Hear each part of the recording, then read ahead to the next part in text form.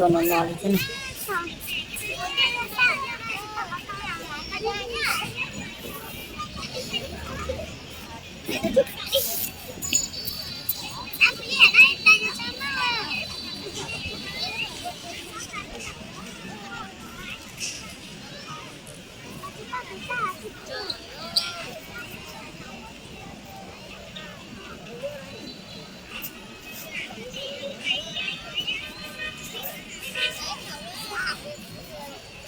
Xe cái này khai đuốt trong xe này ạ.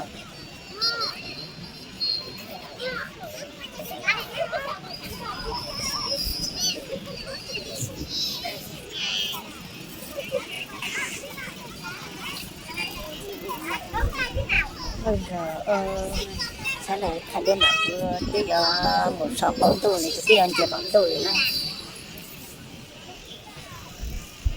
Cái đó là chế thuật chứ nó cho là cay nhà nước thì nó này ạ.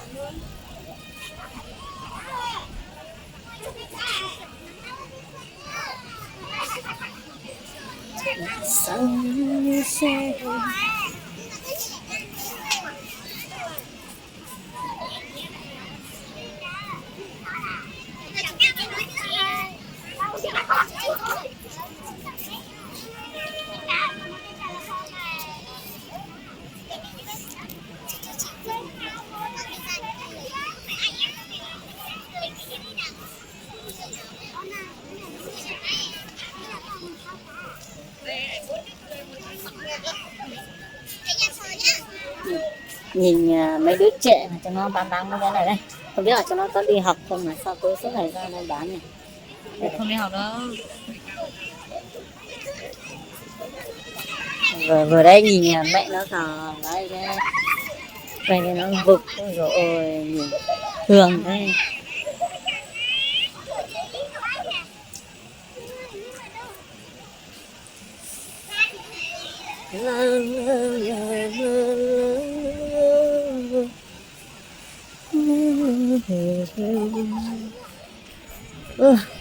Phải bắt chết tròn trả thì ta tắm cháy mùa đó nọt không.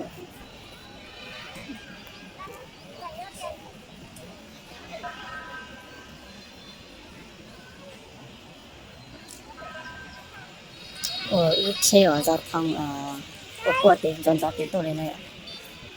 Xem anh xem có cái nào nó đi được. Chỉ biết sai được tôi là khai là chọc cái sai xe. Mình chỉ hỏi là chụp một khai đuổi này.